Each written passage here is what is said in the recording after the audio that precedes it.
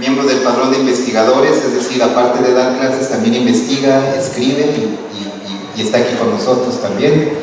Tiene un reconocimiento que da la Secretaría de Educación Pública a los buenos profesores que producen, que se llama Perfil PRODEP, y ha escrito varios libros. No voy a leer todos, pero ha escrito, por ejemplo, sobre el sector hotelero de Acapulco y el uso de la energía.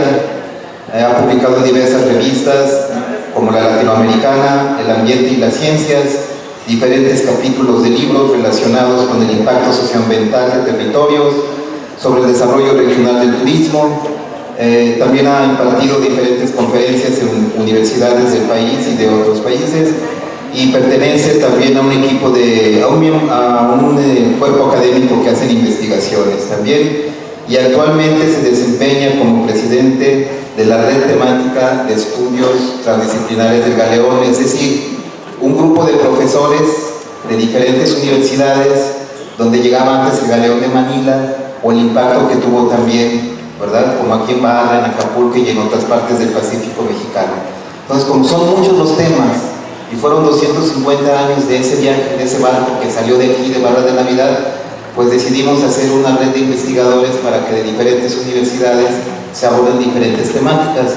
Actualmente el doctor Delfino es el presidente de esa red. Recibámonos con un aplauso, por favor.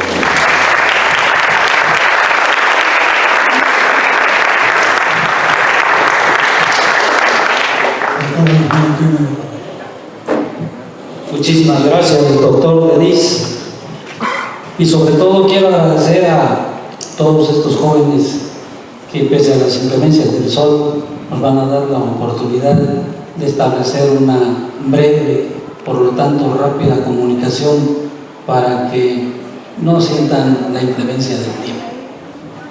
Miren,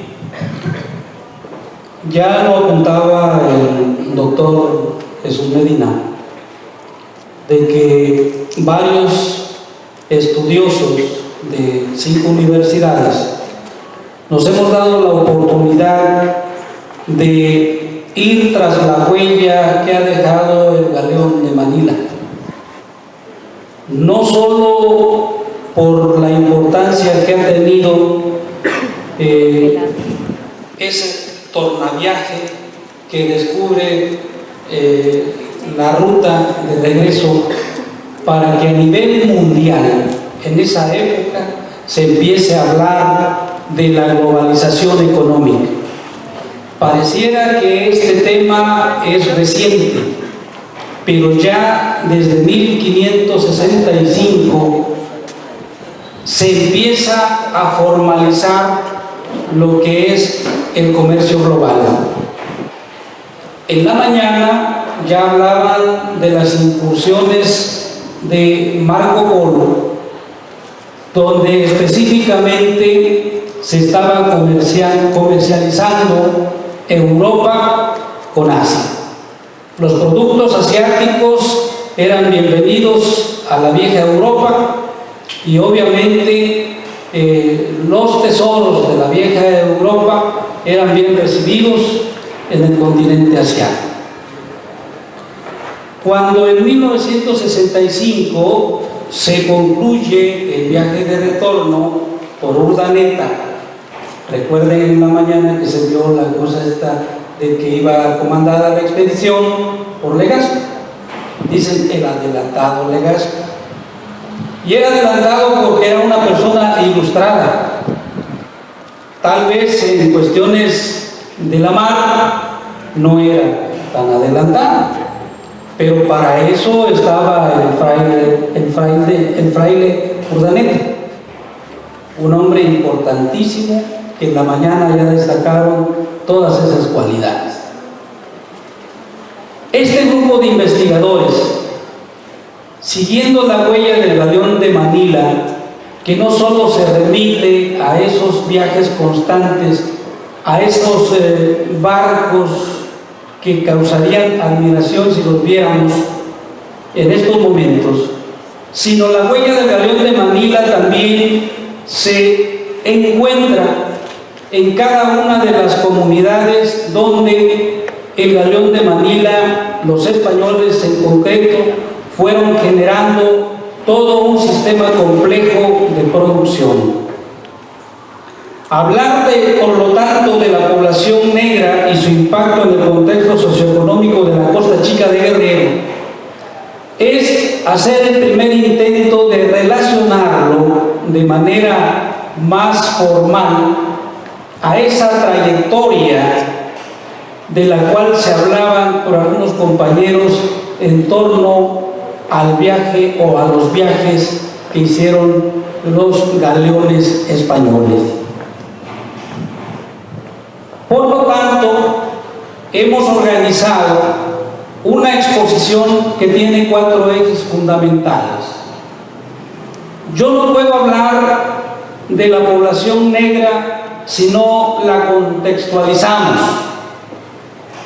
A la llegada de los negros, tenemos nosotros que hablar en qué condiciones nos encontrábamos quienes descendemos de los nativos de la Nueva España.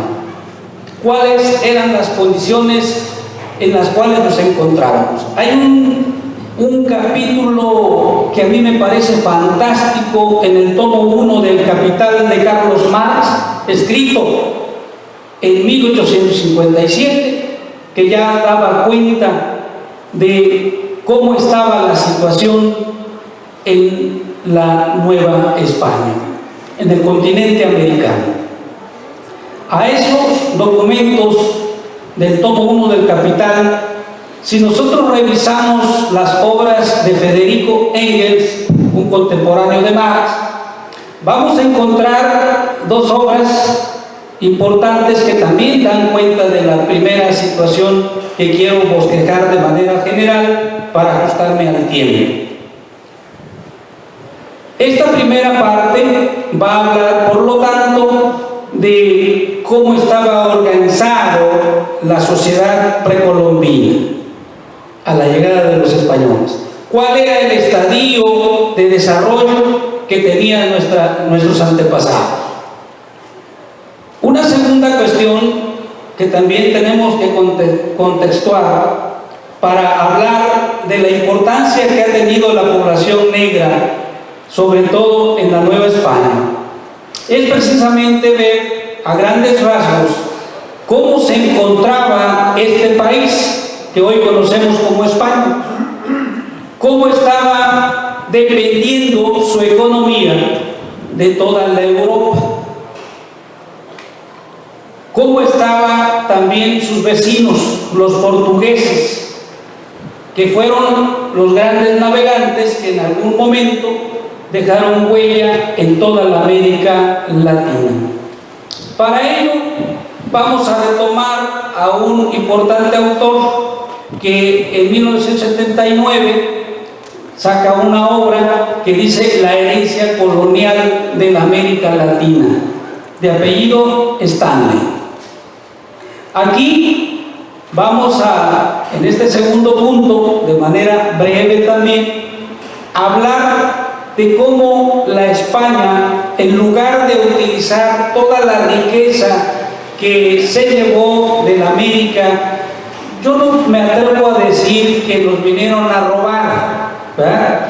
Eso lo dejaría yo para un análisis más profundo, dado que de alguna manera ese intercambio comercial, si nosotros nos atrevemos a utilizar la palabra saqueo, esto lo podemos matizar en el sentido de que los grandes comerciantes españoles, financiados por el capital inglés y también un poco capital español, francés y hasta holandés, ellos querían recuperar sus inversiones, porque un barco no se puede construir de la nada.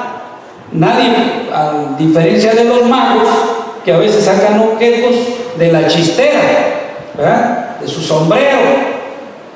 Los barcos, los galeones, ¿verdad?, las carabelas, tenían que ser financiadas para construirse y además tener recursos económicos para poder pagarle a los marinos, a los responsables de estos barcos que se tiraban a la mar.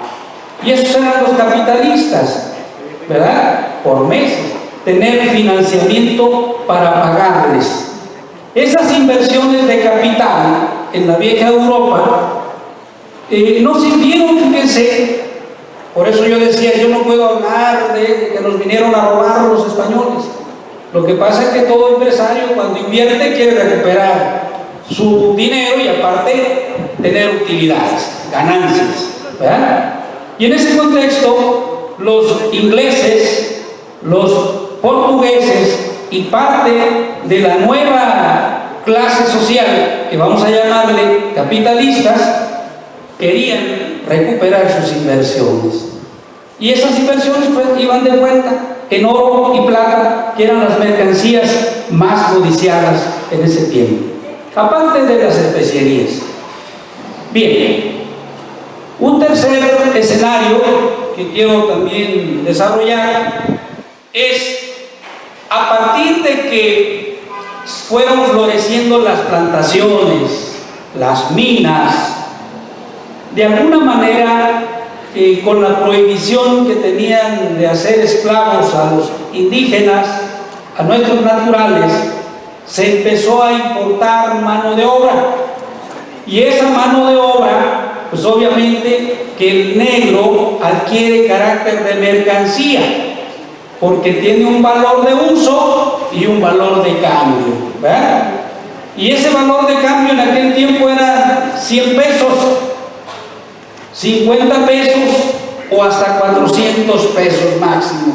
Pero estamos hablando pesos de a 8, ¿verdad? Pesos de a 8.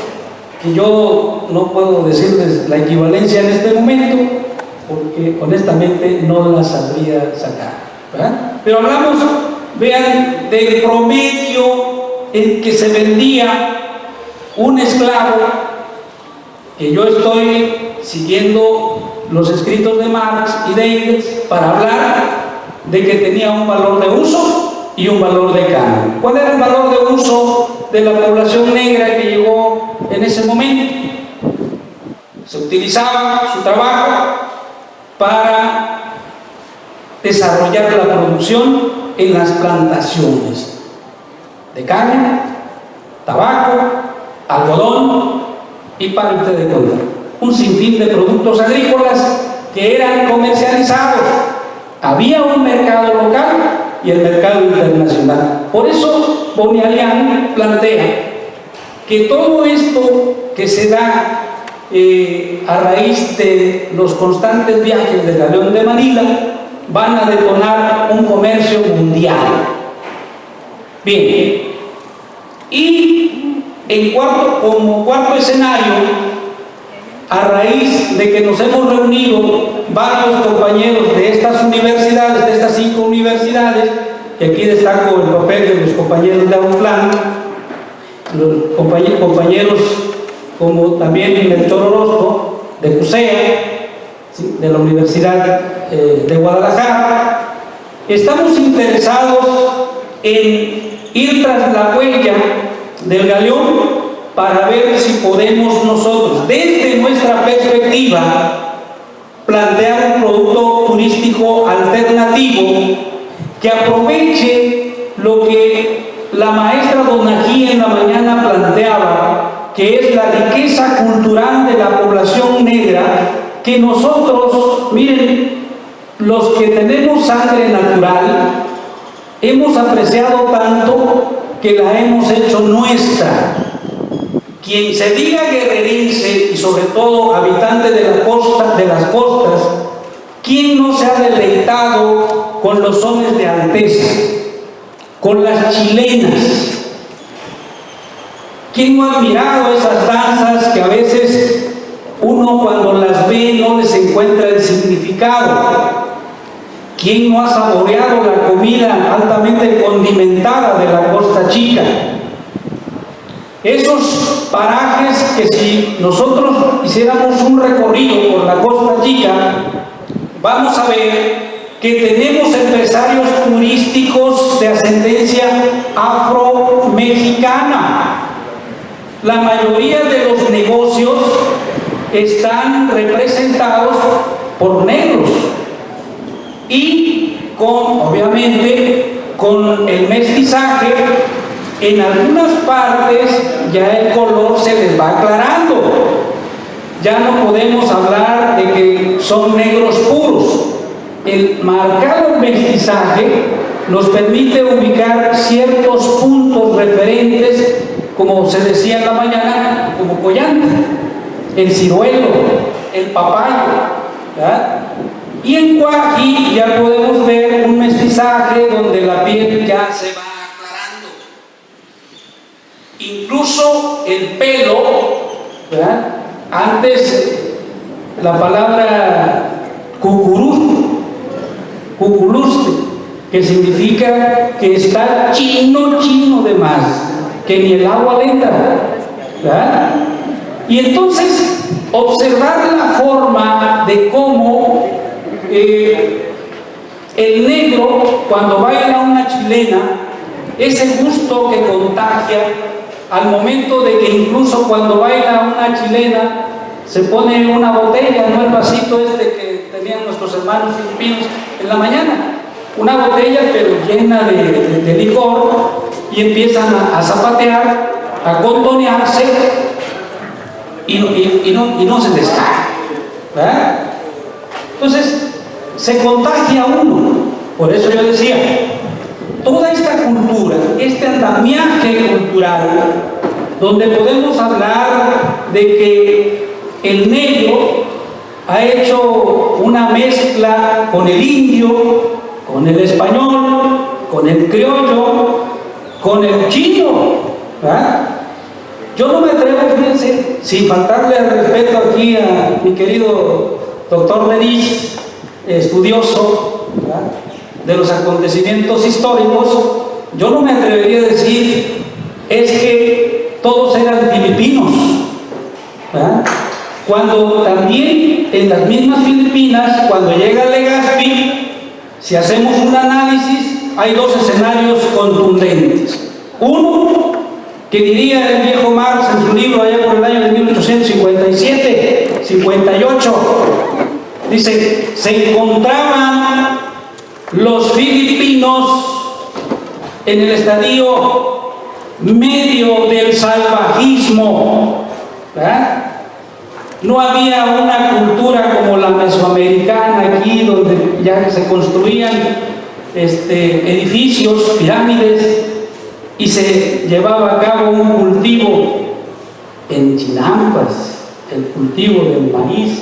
Se empezaron a domesticar algunos que otros animalitos, ¿verdad?, como el perro, el xoloitzcuintle, ¿verdad?, que lo saboreaban en pozole, por cierto, nuestros antepasados. Yo no les puedo decir si estaba sabroso o no, pero con esto de que hay taquerías, a veces dice uno, vamos y estamos comiendo taquitos de perro y saben sabroso.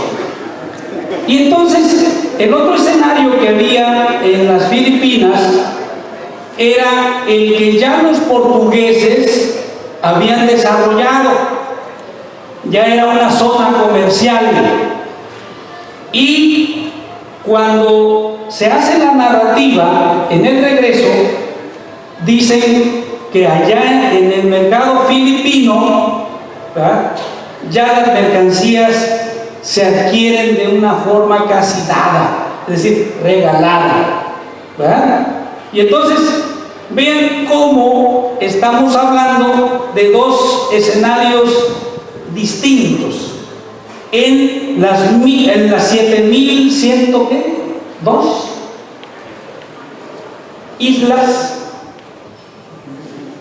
7.000, me aclara el doctor Denis, muchas gracias, 7.107 islas que son divididas o segmentadas, ¿verdad?, el sur, el centro y la parte norte, donde finalmente el adelantado Legazpi la establece como la capital de Filipinas, ¿verdad?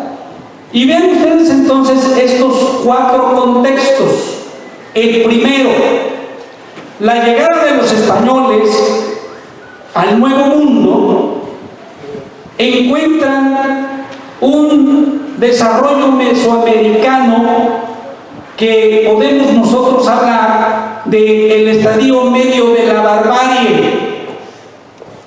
Este estadio medio de la barbarie va desarrollando un modo de producción despótico tributario. La estructura económica, por tanto, aparece demasiado interesante. Hay una pregunta que esto ha generado mucho entre los que saben de historia y se han preguntado: ¿qué hubiese pasado si los ingleses, en lugar de los españoles, nos hubiesen conquistado? Pues hubiese pasado lo mismo. Yo me atrevo a afirmar que hubiese pasado lo mismo, porque ya teníamos una estructura política y una estructura económica bien definida, a partir del tributo. Y entonces los españoles, la historia nos marca que lo que hicieron no fue más que aceptar los cacicazgos de los naturales y someterlos por alguna argucia para que les otorgaran los beneficios que era el tributo. Fue así como fue evolucionando el sistema de la encomienda, ¿verdad?, que por el temor de la corona española de ir creando pequeños feudos, una pequeña clase social aristocrática, empieza ya a plantear la estrategia del recorrimiento. Después del recorrimiento viene lo que es la finca. La finca que da origen a la hacienda. Pero la hacienda ya tiene una estructura, que yo estoy hablando del surgimiento del capitalismo, ¿sí? La hacienda está más orientada a ser una empresa capitalista, porque es financiada para producir artículos de consumo local y de consumo en la vieja Europa. Entonces, a grandes rasgos, nosotros observamos que a la llegada de los españoles, con un sistema despótico tributario, tiene una organización familiar que yo la ubico, también siguiendo estos autores, en el escenario de la familia sindiásmica, donde ya la familia ya empieza a visualizar que para reproducirse tenían que ser excluidos los parientes de primera y segunda instancia, ¿verdad? Ya quedaba fuera el papá, el hermano, ¿sí?, y los tíos, y a partir de ahí ya se podían también relacionar o vincular sexualmente. Entonces, este escenario es el que encuentran los conquistadores españoles. Una cultura que, si nosotros queremos ligarla a los viajes del Galeón de Manila, vean cómo va evolucionando su estructura económica. Tan es así que esta estructura económica trastoca la estructura política en la Nueva España. Los criollos empiezan a tomar fuerza, a tomar decisiones. Voy a dejar esa primera reflexión y voy a pasar a la segunda. Decíamos, la España monárquica venía surgiendo de nueva cuenta, se venía reintegrando después de haber sido dominada, ¿verdad? Empieza en alguna parte de España, en la parte norte, del centro al norte, empiezan los españoles con cierta visión, pero sin entrar a profundidad, a desarrollar formas capitalistas, lo que Marx en su momento llama formas precapitalistas de producción, pero más avanzadas, diría yo, porque las formas precapitalistas de producción son aquellas donde los productores de alguna manera producen sus artículos, pero no con el fin de llevarlos al mercado y obtener utilidades, y esas utilidades volver a reinvertirlas. No, son productos que son destinados al mercado, sí, pero para obtener bienes de consumo. Entonces, la España, con la unión de los reinos, Isabel y Fernando, intentan dar consentimiento para que algunos grupos de poder vayan haciendo lo que hizo Inglaterra para dar entrada en el siglo XV a lo que se conoce como el capital originario, es decir, pequeños empresarios que hacían su producción destinada al mercado, fundamentalmente hacia España y de España hacia América. Empezaron a innovar en su sistema productivo, desarrollando sus primeros indicios, por lo tanto, lo que se conoce como capitalismo. España no hizo eso. No le arrancó a los productores, a los naturales, aquí en la Nueva España, no les arrancó de tajo su propiedad sobre la tierra. Al contrario, los hizo dependientes. Y España, con esos recursos, fomentó más la monarquía. No desarrolló el sistema capitalista.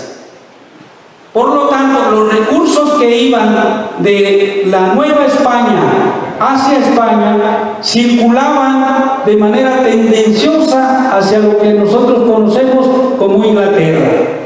Es ahí donde el mismo Marx plantea que, dadas las condiciones de desarrollo científico o tecnológico y esa visión que se tenía para producir mercancías para el mercado, fue lo que detonó en Inglaterra el establecimiento del modo de producción capitalista, y no así en España, que siguió con esos escenarios de una clase monárquica. El tercer escenario, y siguiendo la huella del galeón de Manila, había que ver los tiempos en que la población negra traída por la vía Veracruz y la otra ruta que se maneja, que eran traídos desde el Perú hacia Acapulco, la entrada por Acapulco. ¿Qué pasaba con esos negros? ¿Sí?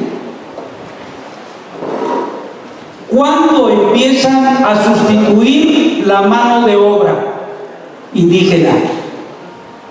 ¿Cuál fue el trato que se les dio a la población negra? ¿En qué condiciones la población negra ha ido ganando presencia en la sociedad? ¿Cómo obtienen su libertad? En la mañana la maestra Donají nos hablaba de que no hace mucho se acaba de ganar el reconocimiento como la tercera raíz. Históricamente esto es de suma importancia. Pero ¿qué hay más atrás? Nosotros venimos a celebrar los 455 años de ese tornaviaje, ¿verdad? De esa salida de Legazpi y Urdaneta de este puerto de la Navidad. Pero si nosotros nos quedásemos nada más en estarnos reprochando de que fue todo lo negativo, no tuviésemos tiempo ni la voluntad de recoger esa riqueza cultural de la población negra en estos asentamientos que se pueden focalizar en la Costa Chica de Guerrero. No pudiésemos aprovechar esa riqueza cultural para poder hablar del cuarto escenario que aquí se plantea. ¿Cómo armar un producto turístico a partir de la cultura de los afrodescendientes para que se despierten los imaginarios turísticos en todos aquellos viajeros que lo hacen por barco o que tienen a bien arribar al puerto de Acapulco por cualquier vía, y llevarlos para que convivan, para que participen de esa vida cotidiana donde los comentarios ágrafos, ¿verdad?, pululan en cada esquina de los pueblos donde hay habitantes afrodescendientes. Que más que afrodescendientes, es aquí el dilema, desde el momento en que dicen nuestro querido José María Morelos y Pavón, se abolece la esclavitud, pareciera que desaparecieron nuestros paisanos negros, pero ellos siempre han estado ahí, tratando de dejar su huella, no solo en la historia, ¿verdad?, sino tratan de escribir su propio futuro. Y para esto yo estoy de acuerdo con don Ají.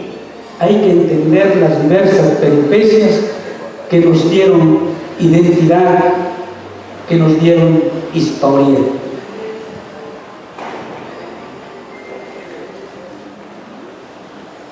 Voy a dejarle, porque el documento que traigo es muy amplio,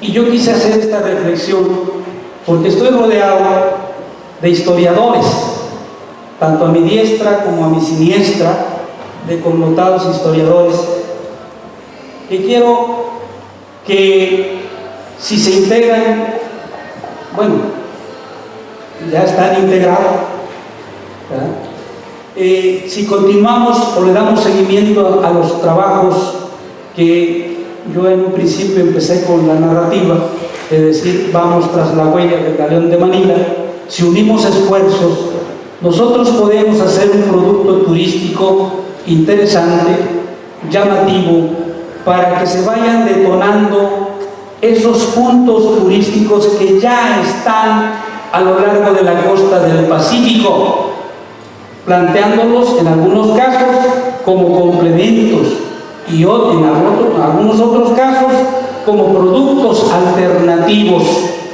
que sería diversificar una oferta turística que representa para las regiones donde no hay industrias el eslabón que todavía no se explota, y que más que explotarlo, si hablamos de sustentabilidad, hay que aprovechar.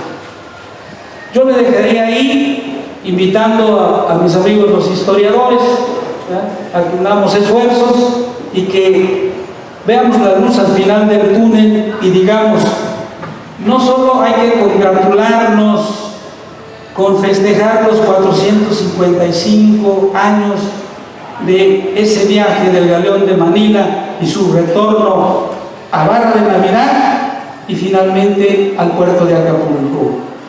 No hay que concentrarnos en discusiones bizantinas, si el Galeón de Manila vino a detonar la economía de Acapulco y por qué no lo hizo en el puerto de Navidad.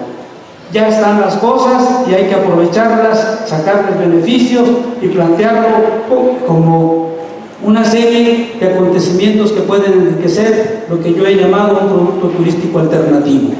No hay tiempo para lamentaciones, hay que ver de aquí para adelante y tratar de aprovechar este ejercicio, este recorrido del Galeón de Manila, ¿verdad?, con toda su trayectoria, para armar esos imaginarios que vengan a motivar a todos los visitantes que quieran conocer los distintos destinos del Pacífico mexicano.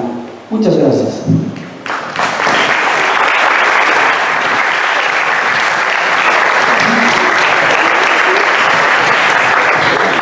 Muchísimas gracias, doctor Delfino Ortiz Guzmán. Unas interesantes reflexiones basadas lógicamente en gran conocimiento histórico que nos hacen participar en esta serie de reflexiones que estamos tratando de llevar a cabo justamente con estas conferencias. Como se acostumbró desde la mañana, si hay alguna pregunta al respecto, tenemos opción para a 2 preguntas en caso de que alguno del público quiera participar. Buenas tardes, más que una pregunta es una reflexión. Primero celebro que tengamos a muchos jóvenes y eso es muy importante.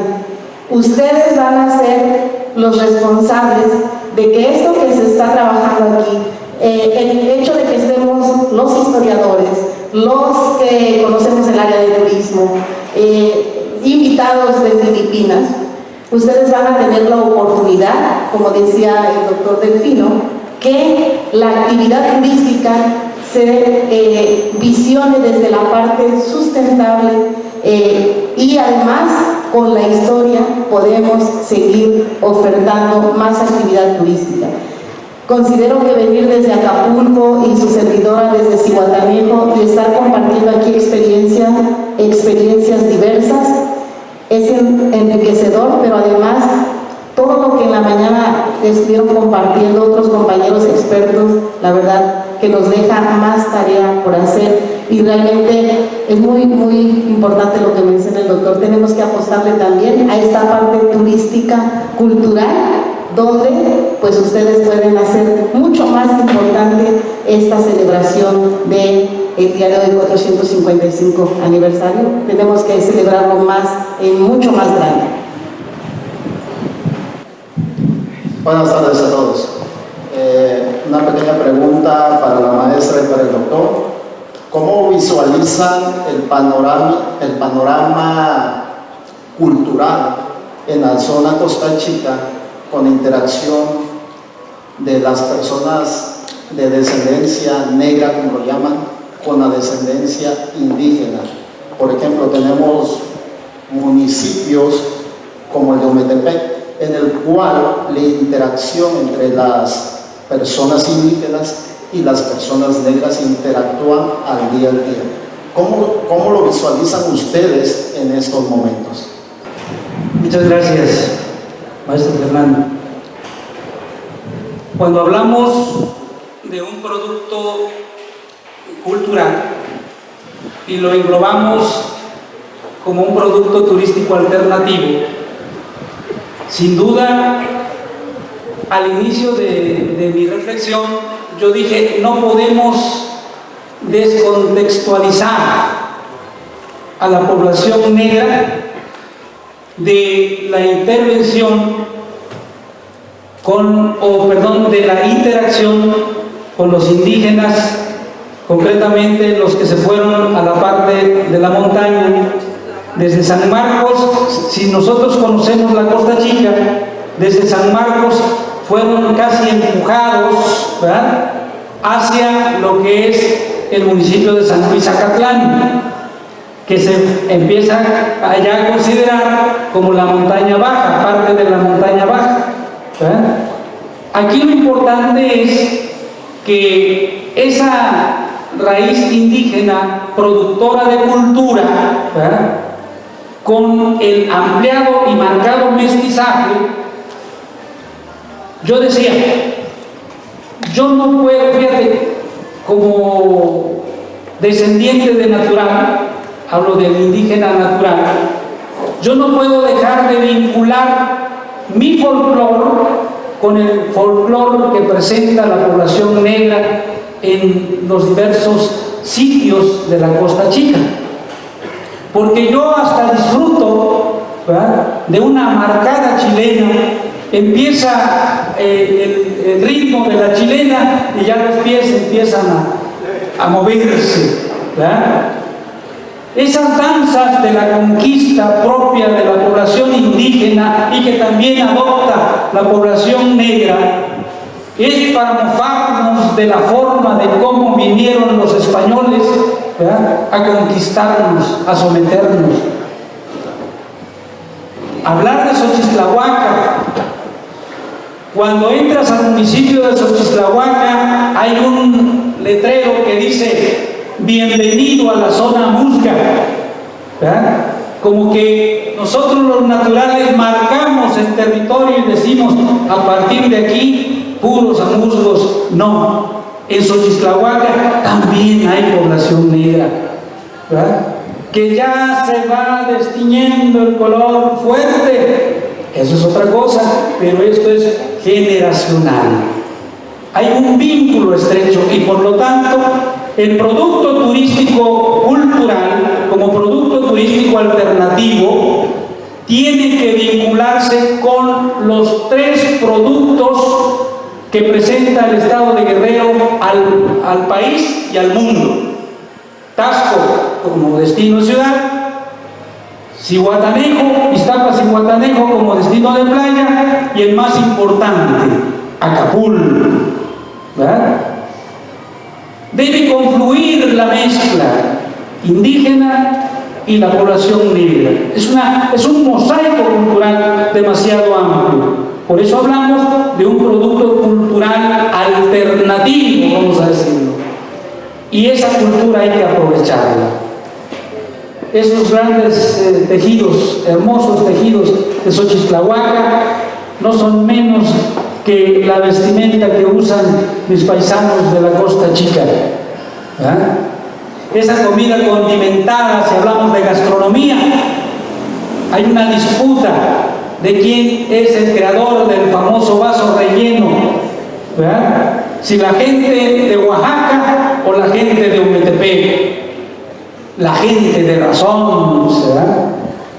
Yo le dejo ahí, mi querido maestro, vamos a amalgamar todas esas microhistorias para conformar un producto turístico cultural que realmente venga a enriquecer los productos turísticos que se venden a lo largo de la costa del Pacífico. Y para eso hay que vincularlo con el trayecto del Galeón de Manila. Muchas gracias.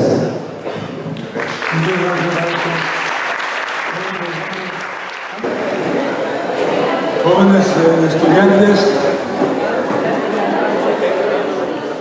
es muy gratificante para nosotros poder ver tantas caritas jóvenes.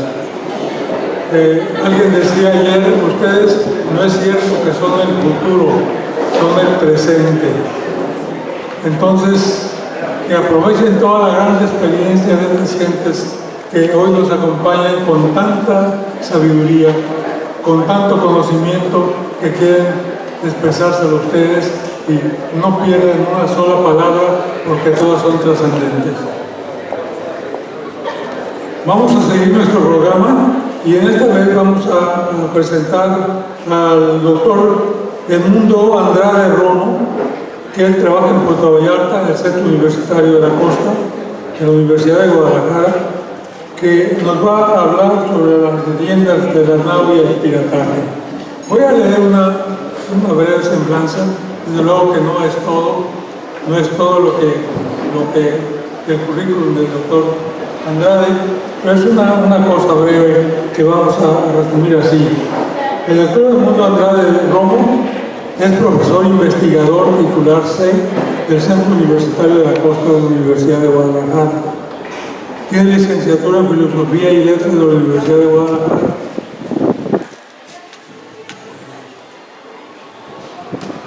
Curso de posgrado en Cultura Latinoamericana en Matanzas, Cuba. Maestría en Cooperación, Informática y Bienestar Social por la Universidad de Oviedo en España. Es doctor en Antropología Cultural por la Universidad de Oviedo en España. Es profesor e investigador de la Universidad de Guadalajara desde 1987. Es profesor de la Cátedra de Posgrado del Centro Universitario de la Costa de la Universidad de Guadalajara. Profesor adjunto y miembro del Comité Científico del Centro de Cooperación y Desarrollo Territorial en la Universidad de Oviedo en España. Ha impartido clases en la Universidad de Sevilla y Oviedo en España y en la Universidad Nacional de Nicaragua. Tiene línea de investigación del patrimonio cultural, turístico y desarrollo sustentable.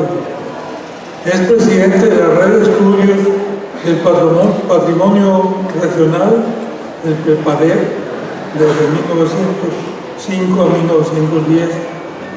Es secretario de la Red Nacional de Cuerpos Académicos sobre el Desarrollo y Turismo Es secretario de la Red Latinoamericana de Investigaciones sobre Desarrollo y Turismo también.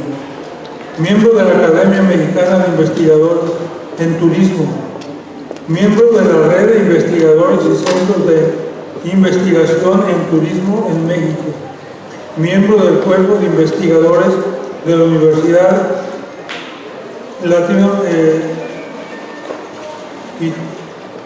Itinerante del Mar, entre España y Portugal. Tiene publicaciones internacionales en España, Canadá y Costa Rica.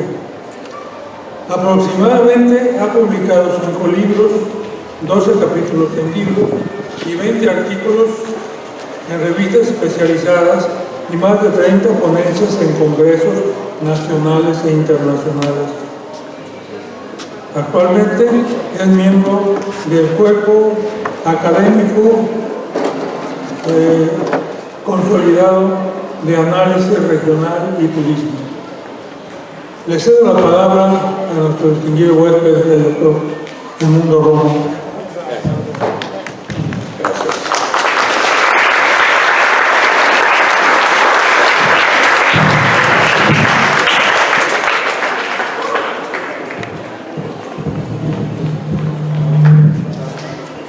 Creo que no quiere.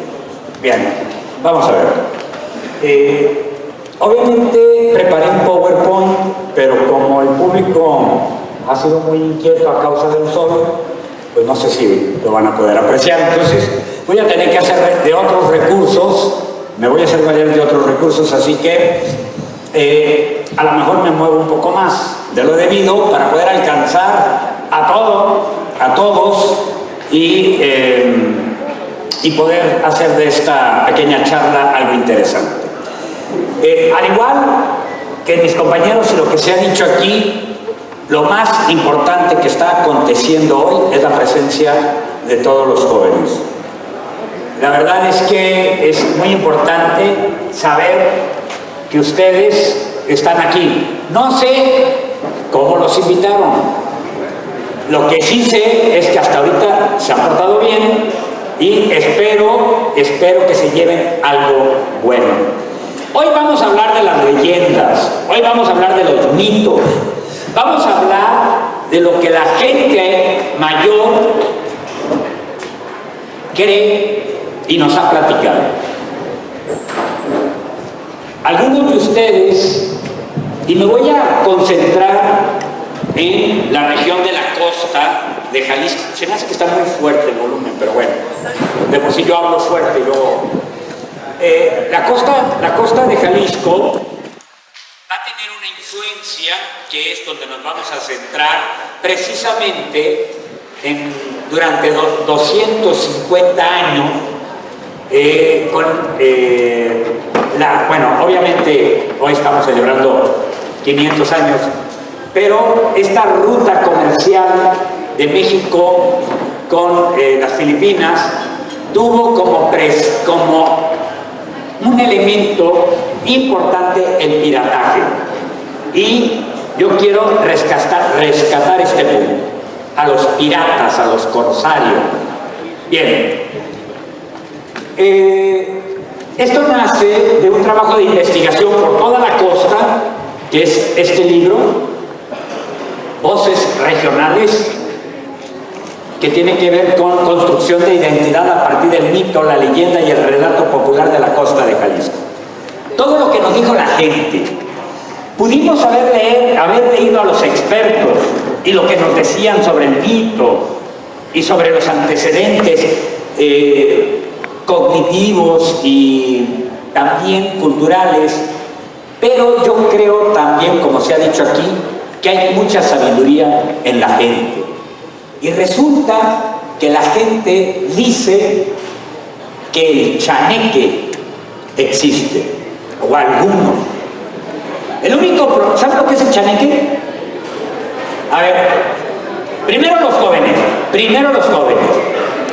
¿Algún joven sabe qué es el chaneque? No como apodo, sino quién era o qué era el chaneque. Ok, ningún joven. Me voy a los adultos. ¿Alguien ha escuchado la palabra chaneque? ¿Los chaneques? ¿Usted sí sabe qué es un chaneque? ¿Sí o no?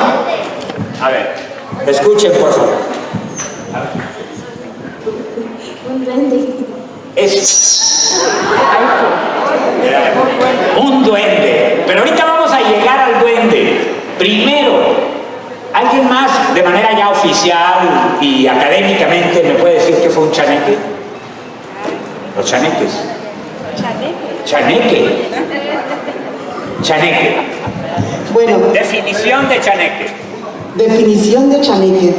Es un personaje que no se puede ver, que existe, que puede hacer maldades, buenas o muy malas, pero que además de una o de otra forma son parte importante en una comunidad. En mi caso, en la población negra, no se le dice chaneque, es el tono o el nahual, que por ahí viene dando parte de eso. Muy bien, muchas gracias. Entonces tenemos que para la cultura náhuatl, yo no soy historiador, yo no soy historiador, yo más bien ando entre la literatura y la antropología cultural. Bien, para la tradición y cultura náhuatl, chaneque era lo que para los europeos es un duende. El duende es un concepto europeo. El chaneque es el propio de Anáhuac. Y digo Anáhuac porque este continente tenía nombre, se llamaba Anáhuac, entre las aguas. Después le pusieron América, pero este era Anáhuac, y en Anáhuac estaba el chaneque. Bueno, hoy en la mañana nos relataron una historia fascinante, la muerte del maese Francisco. Pues aquí les voy a narrar la muerte del chaneque. Aquí va a ser la muerte del chaneque. ¿Y por qué murió el chaneque? La compañera dice, existe. No dijo que es una fantasía, no dijo que era una creencia antigua, dijo, existe. Y hay mucha gente que yo entrevisté en la costa y me dijo, el chaneque, el duende, existe.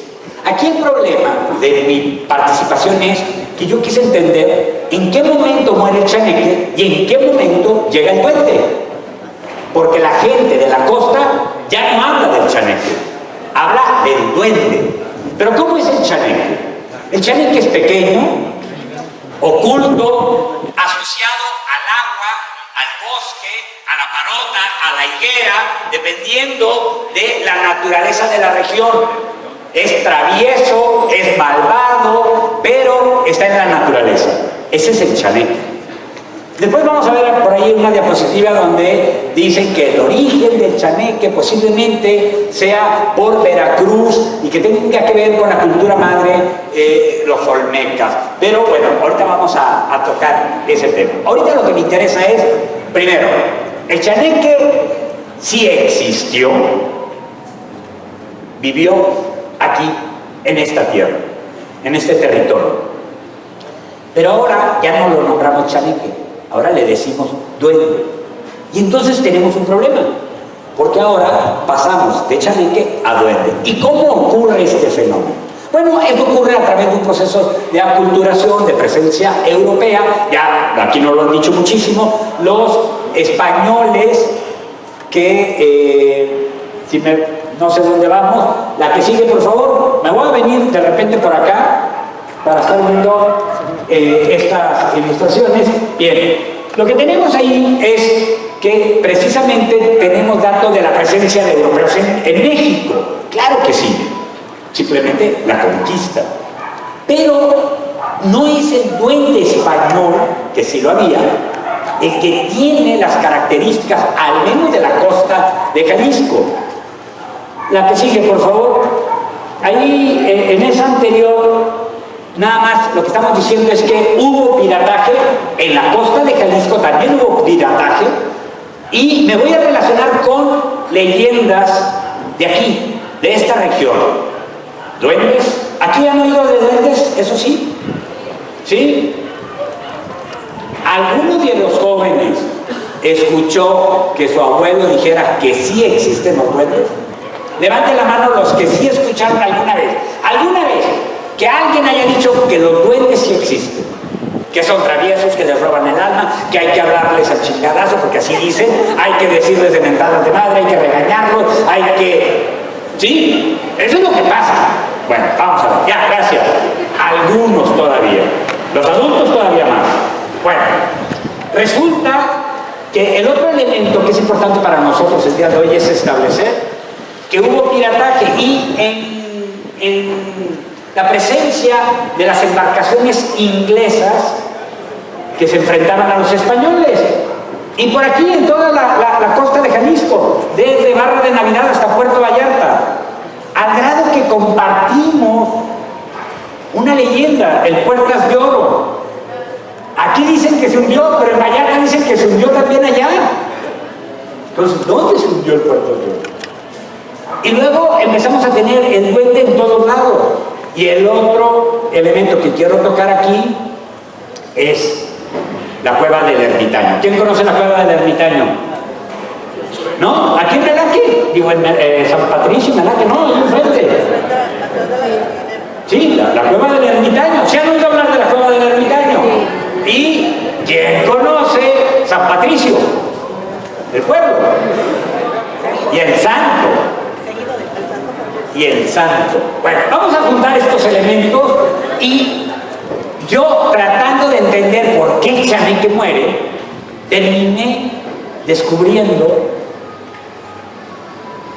la presencia irlandesa en esta región.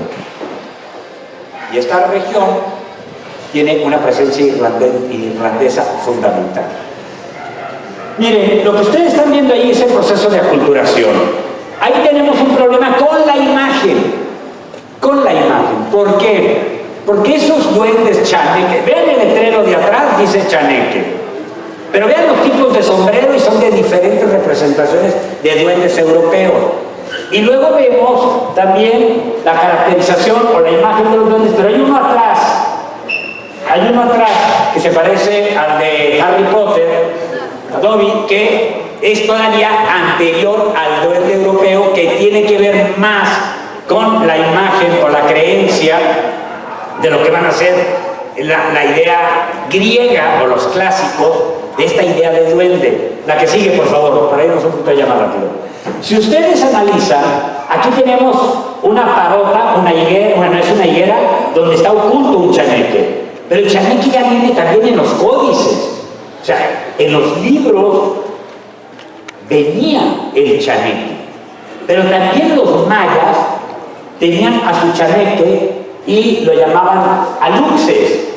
Es decir, no era la creencia de un solo pueblo perdido que se regó, era todo el continente hablaba de estos seres pequeños, traviesos, viejitos, parecían viejitos, de corta estatura, y que en ambos casos, tanto los de este continente como los de Europa, asociados a la naturaleza, al agua y al bosque y a la selva.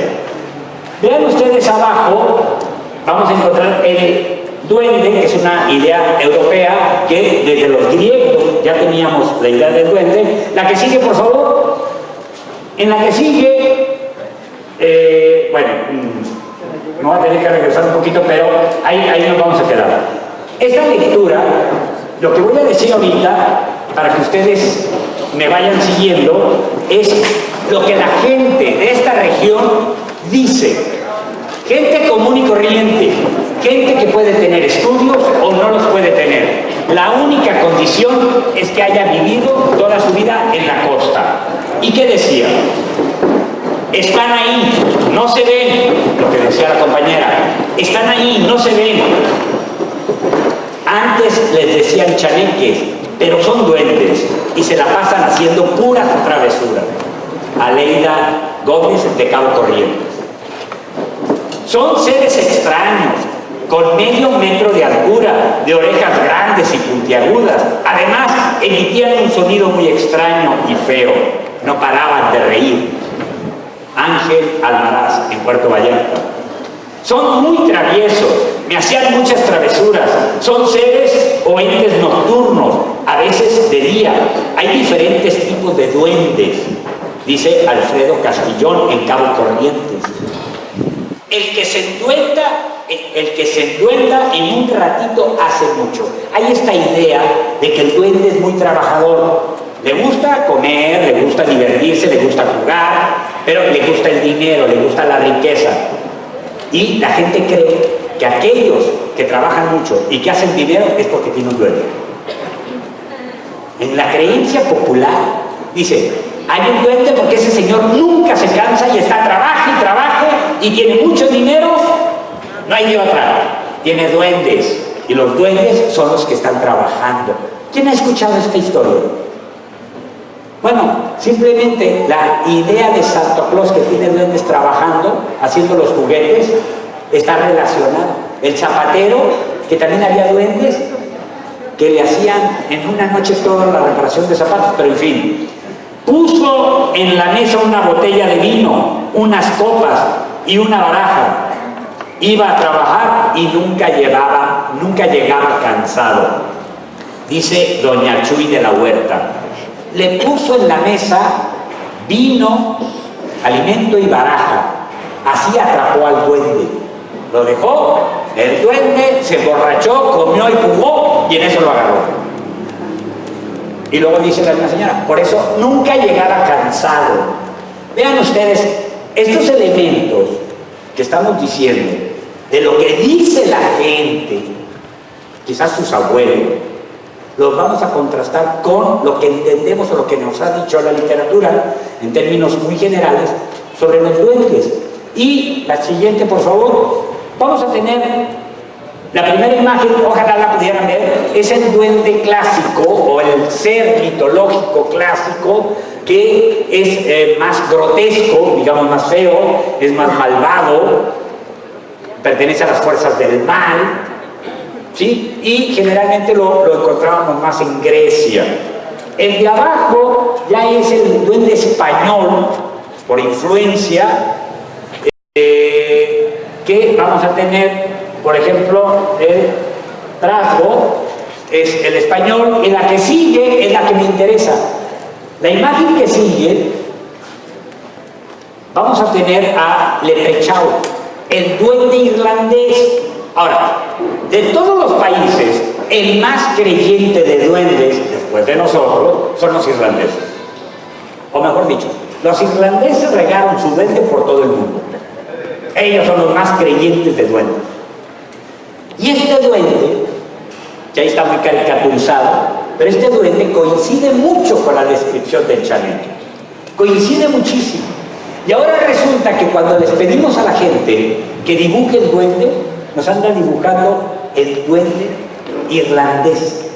La pregunta es, ¿por qué no dibujan al griego? ¿Por qué no dibujan al español? ¿Por qué no dibujan al chaneque?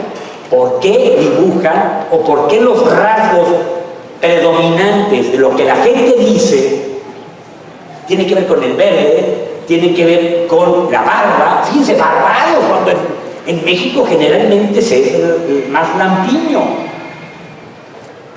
Al principio de la ponencia les puse una imagen de lo que posiblemente podría ser un chaneque, ¿sí?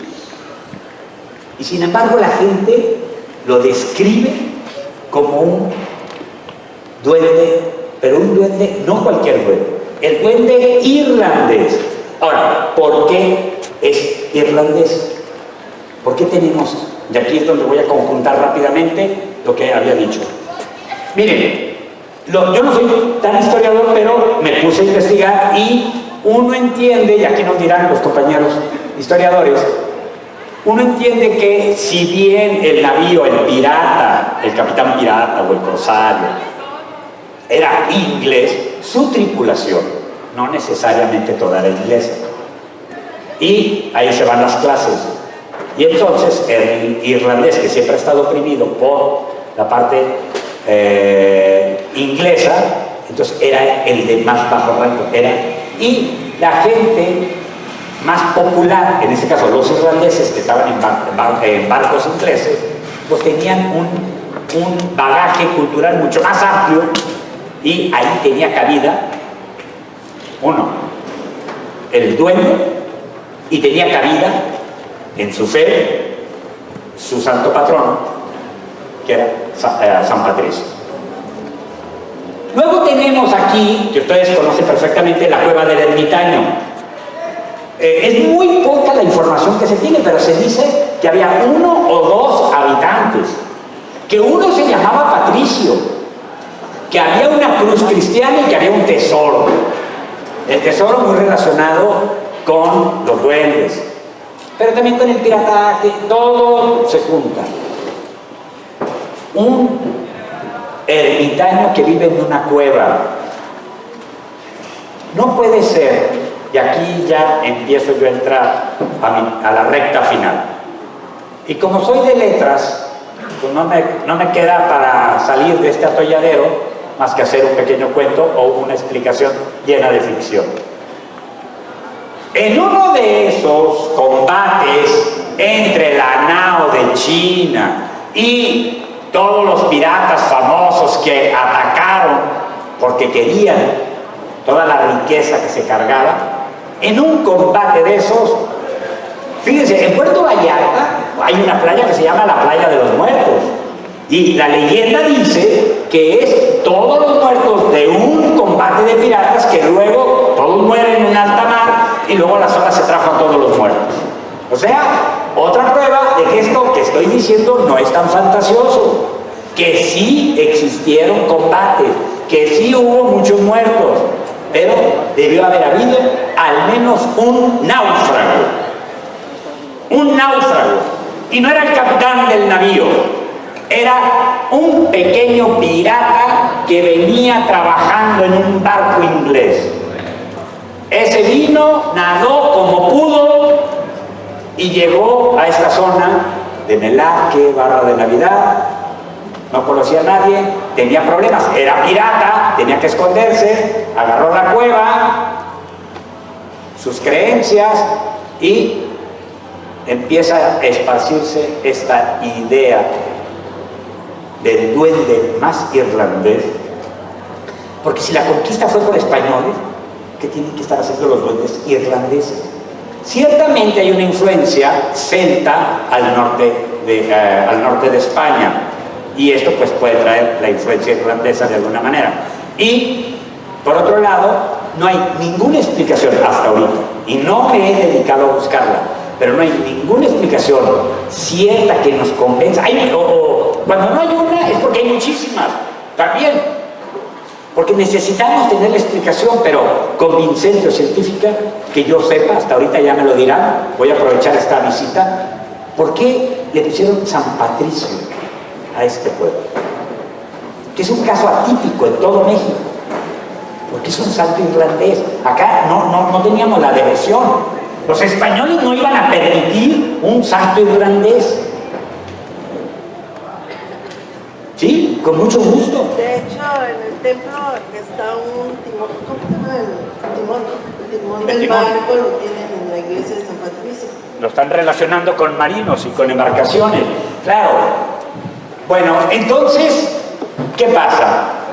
Pues que en la costa, al menos de Jalisco, ya nos dirán los compañeros de Guerrero, si ellos también coinciden con estas imágenes de chaneque pasar a duende, y de duende ser el de Irlanda.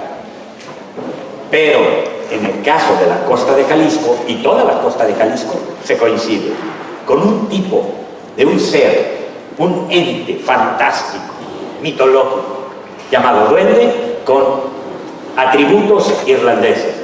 Tenemos a un ermitaño que hasta el mismo Maestro Jesús Medina, en su libro, dice que obedecía uno, porque dice que había 2 personas, que obedecía al nombre de Patricio, y 3, un pueblo que se llama San Patricio, que no tienes que... ¿Saben que le han querido cambiar el nombre a ese pueblo? La Iglesia Católica ha intentado cambiarle el nombre, y de santo no pudo. El gobierno mexicano quiso cambiarle el nombre también alguna vez, no pudo, porque la gente defiende que se llame San Patricio. ¿Por qué? No sé, eso sí no sé. Bueno, yo aquí voy a terminar. Sigo buscando respuestas, porque esto no se acaba, pero es increíble toda el bagaje cultural que ustedes tienen, muchachos. Es increíble, es fascinante. Y, ojo, yo usé mucho la ficción y la especulación. Ahora imagínense si yo fuera historiador de veras con los compañeros, donde empecemos a documentar y a buscar. Pues eso se lo dejo a ustedes, para que el día de mañana se quede la espinita y empiecen a decir, a ver, eso que nos dijeron, ¿qué tanto de verdad será? Y esto es a lo que nos dedicamos nosotros, a tratar de buscar respuestas de algo que ya está, que está presente entre nosotros. Y no nada más está y está presente, sino que nos significa y nos dicen quién somos. Entonces, tenemos que estudiarlo, entenderlo y buscar la mayor cantidad de respuestas. Y si no hay respuestas, nos vamos, ¿le seguimos, por favor? Nos vamos a brincar como 10 láminas. Denle, no le hacen. Ahí está la cuadra, ahí está San Patricio, ahí, en la última. Yo les diría algo, y me van a odiar mis compañeros historiadores, pero la literatura dice lo que la historia calla. Porque se atreve, aunque sea mentira, pero la literatura dice lo que la historia calla. Muchísimas gracias.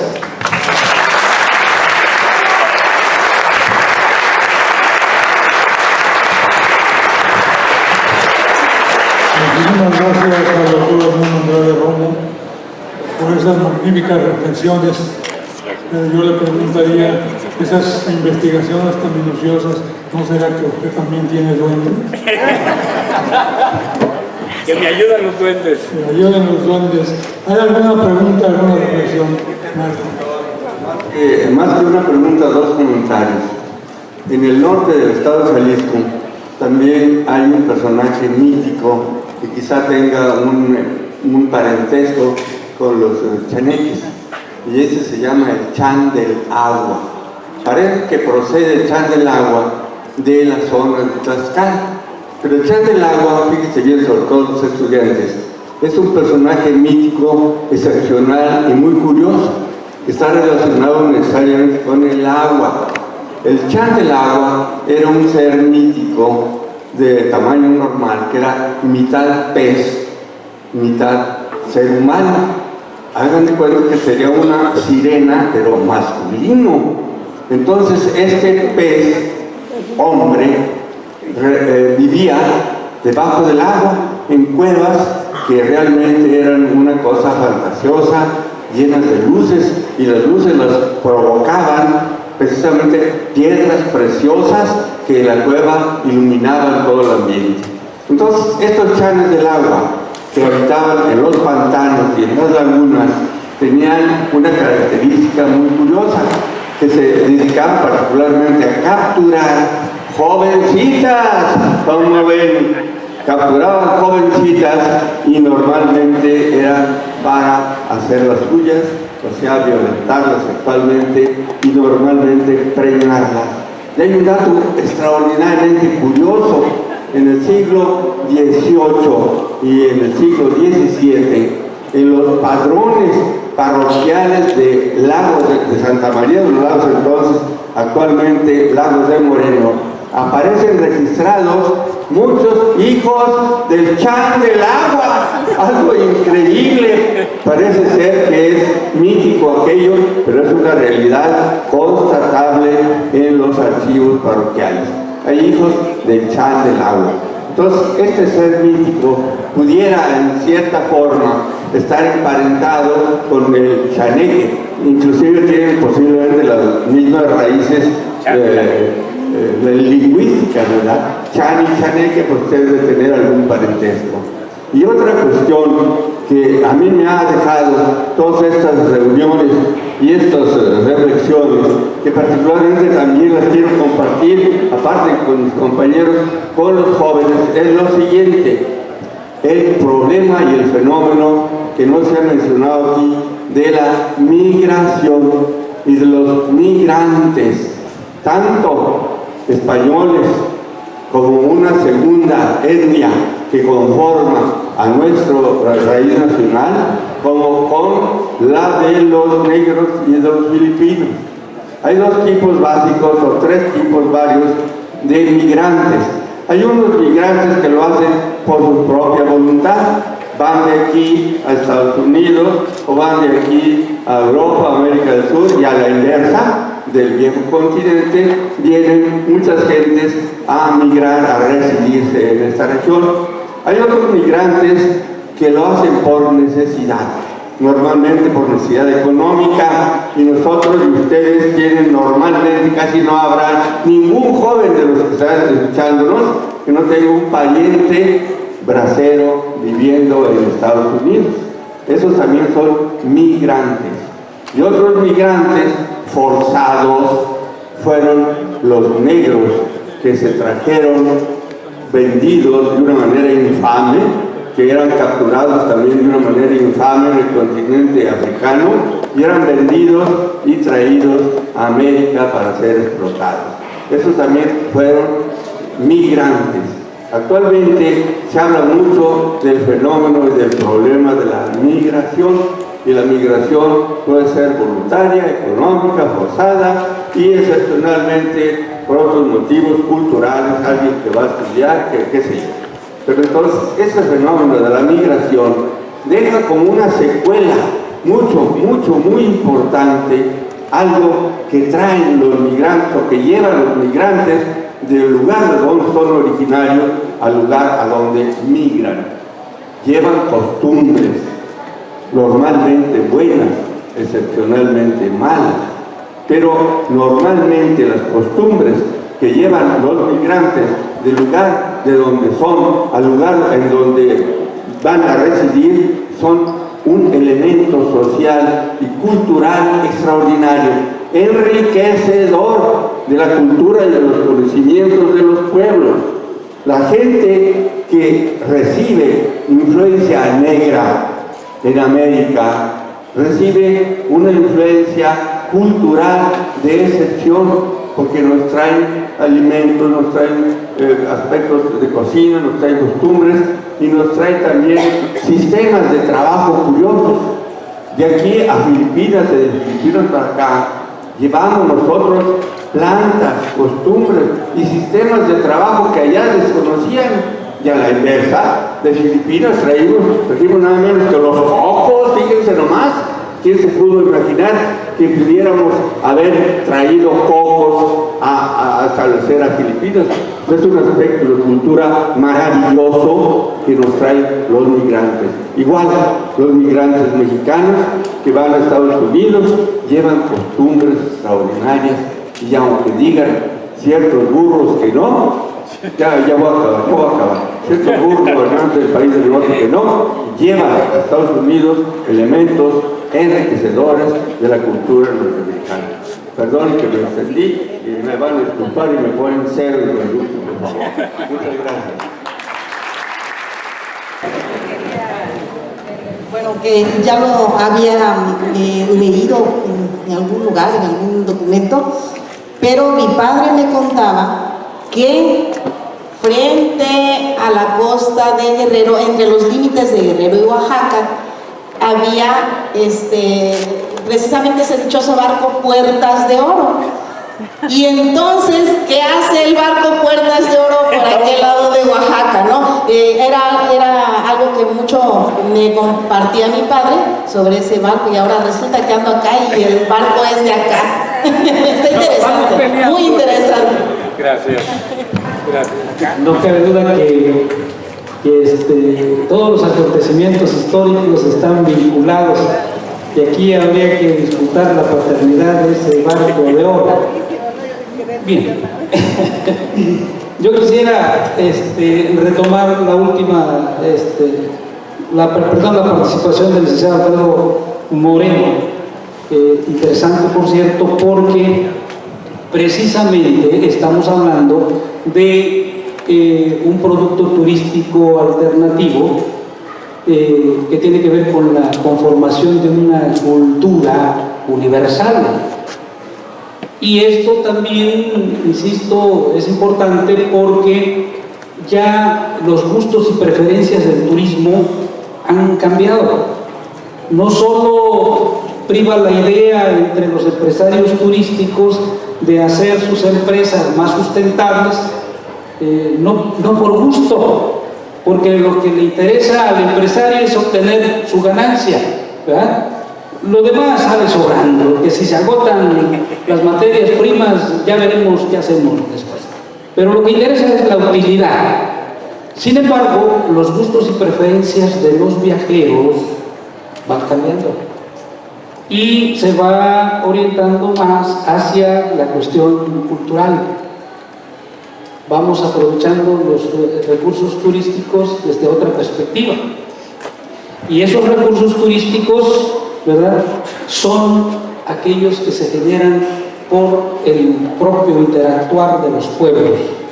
Y el interactuar de los pueblos tiene que tocar el Galeón de Manila.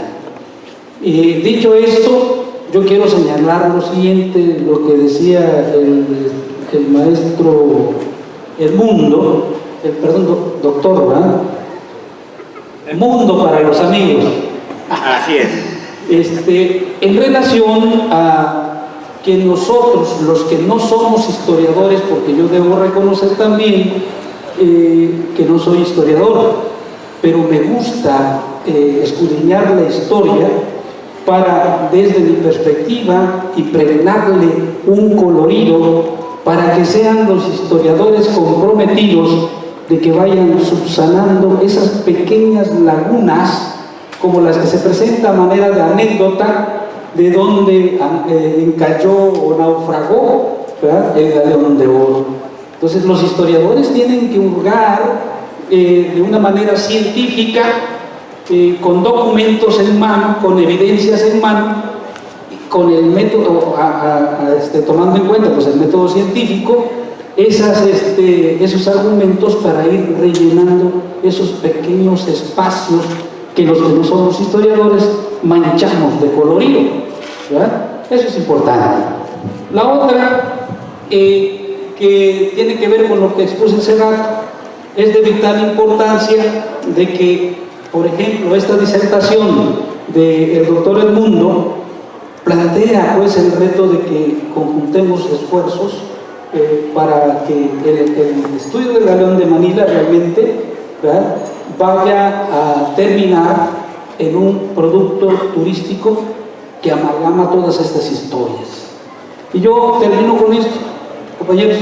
Hay una parte de lo que es la Costa Chica y la Costa Grande, que se le pasó a mi querida Donaji señalar, que todavía seguimos creyendo, no en el duende, porque también esto ya es una transformación a raíz de esa mezcla, ¿verdad?, que ya dijo Edmundo de dónde provenía. Seguimos creyendo en el chaneque, porque el chaneque es de origen náhuatl, ¿sí? Porque estamos hablando de pequeños hombrecillos, aparte de traviesos feos, ¿verdad?, y todos los feos tenemos cabida en muchas partes, ¿verdad?, pero no somos precisamente chaneques.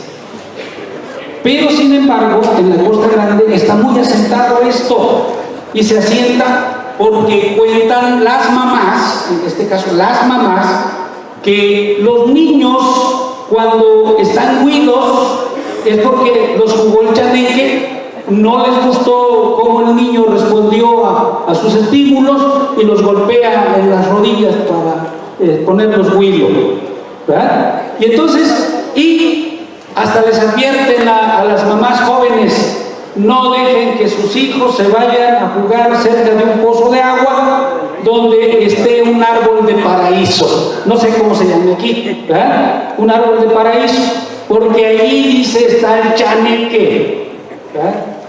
Y ciertamente, como dice el doctor Edmundo, el chaneque, ¿sí?, es parte de nuestra cultura.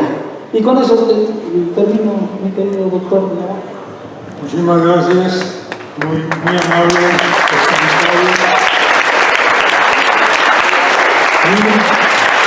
muy interesante. Yo creo que vamos a desear todos que podamos encontrar un chaneque que nos facilite la vida un poquito más. Bueno, vamos a entrar a una cosa muy interesante y muy lamentable también. teníamos inscrito como conferencista en este foro a la doctora Laura Ibarra García de la Universidad de Guadalajara y también miembro de la Sociedad de Geografía y Estadística, que iba a darnos una conferencia. Y digo iba porque desafortunadamente de una forma repentina murió hace como unos 10 días más o menos, una cosa inesperada. Nos conmovió a todos porque era una persona muy querida en la Universidad de Guadalajara, muy querida en la Sociedad de Geografía y Estadística, sobre todo por su carácter y por su dedicación al estudio y a la enseñanza. Entonces, vamos a hacer en el espacio que le correspondía a su conferencia, vamos a hacer un pequeño homenaje para ella. Ese homenaje va a consistir en 3 cosas fundamentales. Uno es que yo voy a leer la semblanza de la doctora como si fuera a participar en nuestra conferencia. Otro, que la señora de Medina me va a hacer el favor de leer un sumario muy breve de la conferencia que la doctora nos iba a dar. Y un tercero, que vamos todos a guardar un minuto de silencio sobre él. Entonces, si me permiten, yo voy a leer la semblanza de la doctora Laura Ibarra García.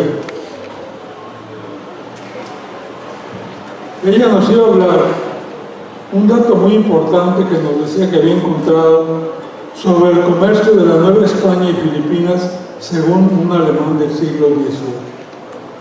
Este es el currículum de la doctora. La doctora Laura Ibarra era profesora investigadora del Centro Universitario de Ciencias Sociales y Humanidades de la Universidad de Guadalajara, catedrática Jean Monnet de la Universidad Europea y miembro del Sistema Nacional de Investigadores nivel 3. Su formación era licenciatura en Psicología por la Universidad de Guadalajara, estudios de maestría de 1984 a 1987 y de doctorado en Sociología de 1989 a 1993 de la Universidad de Würzburg en Alemania. Además, estudios de psicoanálisis por el Seminario Psicoanalítico de Zúrich, en Suiza, 1983-84. La experiencia laboral era asistencia científico en el Fraunhofer Institut de Nuremberg, Alemania. Ojalá lo pronuncie bien, yo no sé alemán. Docente del Instituto de Sociología de la Universidad Nuremberg de Alemania. Profesora investigadora de la Universidad de Guadalajara desde 1994 hasta la fecha. Profesora de la licenciatura en Estudios Internacionales, la maestría en Derecho, la maestría en Estudios Filosóficos y del doctorado de Ciencias Sociales de la Universidad de Guadalajara desde 1995. Era profesora de la maestría de Filosofía de la UNIVA en diferentes años. Había sido profesora también del Instituto de Filosofía de México en varias ocasiones. Era directora de bibliotecas y centros culturales del Ayuntamiento de Guadalajara desde 2006 al 2008. Fundadora y directora del Programa de Estudios Europeos, ahora contitulada del Centro de Estudios Europeos de la Universidad de Guadalajara desde 1995. Miembro del Consejo Editorial de las Revistas Internacionales. Como estancias académicas en el Instituto de Sociología de la Universidad de Nuremberg en Alemania y del Centro de Investigaciones Interdisciplinarias de la Universidad de Bernburg, Zurich für Interdisziplin, como las decía lo que digo, 1998. Invitada por la Comisión de la Unión Europea desde 1998. Sus líneas de investigación eran teoría de la sociología, sociología del conocimiento y de la moral, historia europea, procesos de integración europea, políticas de la Unión Europea, globalización. La doctora Laura Ibarra Galindo presentó su trabajo de ingreso a la Benemérita Sociedad de Geografía y Estadística del Estado de Jalisco el 25 de marzo del 2003 y se titulaba Matthias Gorenzi, un artista alemán en México. Con los comentarios del consorcio doctor Wolfgang Bock, desafortunadamente también ya fallecido, también presentó el libro Sociología del Romanticismo Mexicano en el año 2005. Impartió la conferencia Rafael y Caravaggio, el espíritu de la innovación. En el 2011 impartió la conferencia Atenas y el surgimiento de la filosofía. Y en el año 2018 recibió la presea Severo Díaz Galindo por sus 15 años de pertenecer y participar en la Benemérita Sociedad de Geografía y Estadística. Vamos a escuchar ahora una breve reseña, una breve síntesis del trabajo que la doctora Ibarra va a presentar.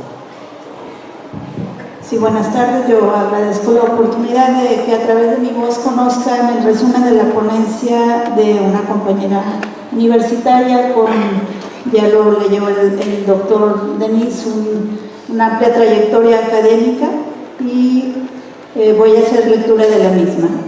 El objetivo de esta ponencia consiste en presentar en español el texto escrito por el alemán Johann Christian Sinapius, 1741-1807, sobre el intercambio comercial entre la Nueva España y las Filipinas. Sinapius no era un narrador de viajes, sino un comerciante que en tiempos posteriores escribiría libros de temas económicos y comerciales.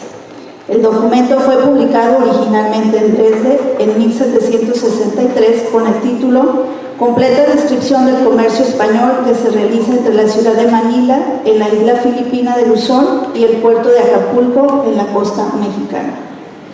La doctora Laura Ibarra presenta la traducción de buena parte del texto original escrito en alemán.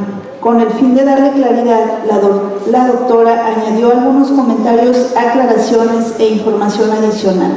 Además, para contextualizarlo, sugiere algunos motivos que condujeron a su autor a escribirlo, considerando la situación socioeconómica de Europa en ese entonces. Cabe hacer mención que la literatura de viajes tuvo en el siglo XVIII y principios del XIX en Alemania un número considerable de lectores que se interesaba por los países y viajes lejanos. En el prólogo de su texto, Sinapius menciona: me esforzaré por presentar esta información de modo que pueda contribuir significativamente a la descripción de estas regiones, la cual es en efecto muy incompleta, además de pretender satisfacer la curiosidad por conocer de las personas que se interesan por la historia de países extranjeros de nuestro tiempo. Pues agradezco nuevamente esta oportunidad de compartir el trabajo de esta compañera universitaria y bueno, al final el texto completo, en extenso, está en el libro Si el Maestro Jesús lo muestra, pero lo tienen a la venta. Muchas gracias.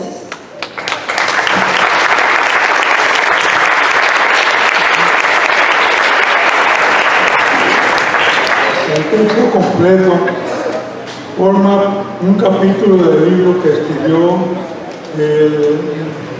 lo tiene el maestro Medina. Es este libro. Ella escribió un capítulo completo de ese libro que precisamente le iba a presentar aquí el maestro Jaime Olvera Legazpi, que fue el compilador de este trabajo. Y hay algunos ejemplares del libro para si alguien lo quiere adquirir, están por ahí, y ahí van a encontrar totalmente completo el trabajo de la doctora Ibarra García. Ahora yo quisiera invitarlos a que nos pongamos de pie.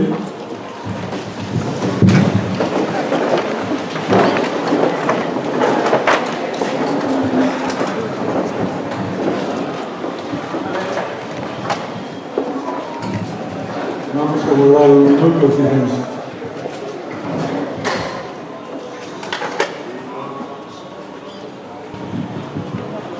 Muchas gracias. Ahora tenemos que hacer un minuto de aplauso.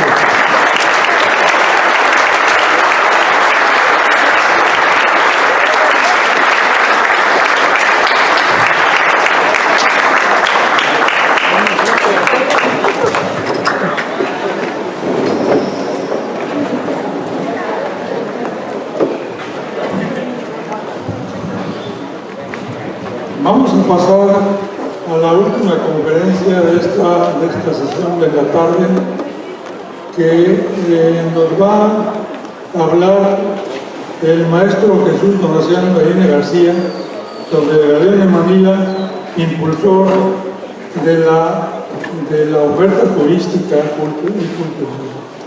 Voy a leerles una semblanza breve del maestro Jesús Donaciano Medina García, gran compañero nuestro. Vamos a hacer una pregunta. Es candidato a doctor en el ambiente de sistemas educativos virtuales y profesor titular sede de la Universidad de Guadalajara. Como docente ha impartido las materias de Universidad y Siglo XXI, Patrimonio Cultural, Arte y Cultura Experimental, Oral y Escrita. Presidente de la Academia de Comunicación del Departamento de Estudios Turísticos del Centro Universitario de la Costa Sur, profesor perfil PROPEDEC 1998 a la fecha de la Secretaría de Educación Pública, evaluador nacional por la organización Generation of Resources for Accreditation National for the American, de la literatura en enfermería de la Universidad Autónoma de Nuevo León, director de diversas tesis de licenciatura y posgrado, miembro del Comité Curricular para el diseño de la licenciatura en arte del Centro Universitario de la Costa Sur. En el área de investigación ha participado en diferentes proyectos del área de las ciencias sociales y humanidades. También se ha desempeñado como consejero electoral propietario ciudadano por el Distrito 18 del Instituto Nacional Electoral. Ha sido jefe de la unidad de bibliotecas, jefe del Departamento de Estudios Turísticos y coordinador de extensión del Centro Universitario de la Costa Sur. Es miembro de la Benemérita Sociedad de Geografía y Estadística del Estado de Jalisco a través del capítulo Costa Sur, nuestro capítulo. Es miembro fundador de la Red Nacional de Estudios Interdisciplinarios del Galeón de Manila en el Pacífico Mexicano. Es miembro del comité fundador de la Bienal Internacional de Pintura José Atanasio Monroy, que desarrolla el Centro Universitario de la Costa Sur. Consejero ante el Honorable Consejo General Universitario, periodo 2019-2020. Cuenta con diversas publicaciones en el área de la cultura, historia, turismo y educación. Con ustedes el maestro Jesús Donaciano Medina García.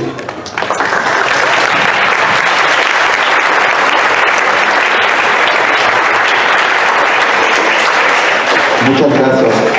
Yo voy a tratar de ser no breve, sino súper breve, porque sé que también ustedes tienen cosas que hacer, y agradecerles su presencia y pues me toca un momento difícil después de la lectura de la maestra.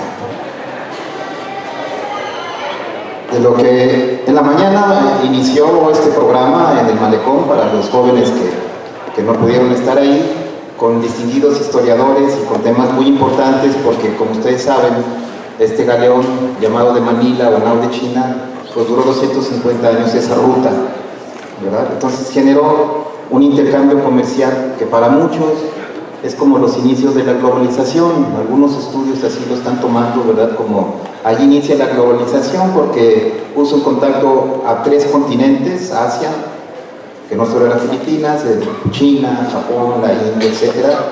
Lo que viene siendo actualmente México, que en esa época éramos una colonia de España, y después los productos, imagínense lo que implicaba todo ese viaje, llegar a diferentes puertos mexicanos, principalmente Acapulco, y después en lomo de mula o por tierra llevárselos a lo que hoy es la Ciudad de México, y luego de ahí atravesar hasta Veracruz, y luego de Veracruz llevárselos no solo a España, sino a diversos países de Europa. Entonces, todo eso significó y todo eso generó, para muchos estudiosos ahora lo toman como inicios de una globalización digo yo, una globalización no digital, ¿verdad? Porque ahora hablamos de la globalización y lo asociamos, pero ahora es la digitalización lo que tal vez haga la diferencia. Entonces, para algunos estos serían algunos antecedentes de esta globalización. Entonces, lo que yo les quiero comentar, y quiero pedir una disculpa porque aquí hay historiadores de mucho renombre y con un currículum muy amplio, pero bueno, quisiera dirigir también a ustedes, a los jóvenes, ¿no? Para que valoren lo que tienen, porque para nosotros era muy importante que este evento se diera aquí, ¿verdad? De donde surgió esta expedición, pero para ustedes también, no solo por la cuestión geográfica que de aquí nació la primera vez que se dio la vuelta al mundo en un barco, bueno, no la primera vez al mundo, sino a Filipinas y que pudieron regresar, le dicen el tornaviaje, ¿no? Nos interesan, y a mí en lo particular, como profesor, como padre de familia, incluso me interesan mucho ustedes.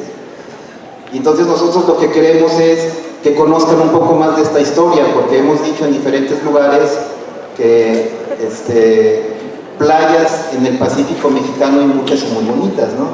Ustedes conocen aquí Tenacatita, la Manzanilla, pero la característica que tiene la bahía de Barra de Navidad es que de ahí surgió el galeón, pero mucha gente, como hablaba hace rato el doctor Delfino, de los imaginarios turísticos, no vincula esa historia de galeones, esa historia de españoles o novohispanos conquistando o haciendo exploraciones para lo que hoy sería Estados Unidos o para lo que hoy sería el sur de México, o sea, no lo vinculan, ¿verdad? Porque también se han hecho algunas encuestas, algunos estudios. Dices, si yo te digo Barra de Navidad, por ejemplo, la gente de Guadalajara, si yo te digo Barra de Navidad, ¿qué te viene a la mente? Y la mayoría dice una playa bonita de Jalisco, pero no lo vinculan con todas estas historias, ¿no? De conquistadores, de que aquí se armaron barcos, que de aquí salieron expediciones, etc. Entonces, nosotros lo que tratamos es de identificar bien, ¿verdad? Que de aquí surgió esa expedición y que posteriormente tuvo diferentes etapas, porque también hay muchísimos estudios, hay muchos videos también en YouTube. Si ustedes que les encante, que son nativos digitales, métanse a YouTube y pónganle Galeón, Urdaneta, Legazpi, y van a ver que hay unos videos, unos documentales muy padres, muy bien hechos, con gente experta, hay conferencias, hay caricaturas, hay dibujos, para que vean ustedes que viven en un lugar muy importante, pero que tienen que vincularlo. Y luego yo también le veo una cuestión práctica. Si todo sale bien y esta red de investigadores se consolida y vamos creciendo y se incorpora gente con currículum considerables, importantes, etc., o gente entusiasta, ¿verdad? A veces puede haber gente con un currículum y una trayectoria muy importante y no le entusiasman ciertos proyectos, es muy válido. Queremos hacer, por ejemplo, un museo aquí en Barra de Navidad, ¿verdad? Y pensando en fuentes de empleo. Queremos hacer también que se caractericen ustedes de la época de los piratas, que por cierto, el mundo, no creas que fueron tantos los ataques que sufrió el galeón. Eso es algo que se tiene así como que se piensa que el galeón era constantemente atacado. Pues yo algunos documentos que he investigado, parece que nada más fueron como 4 o 3 ataques en general.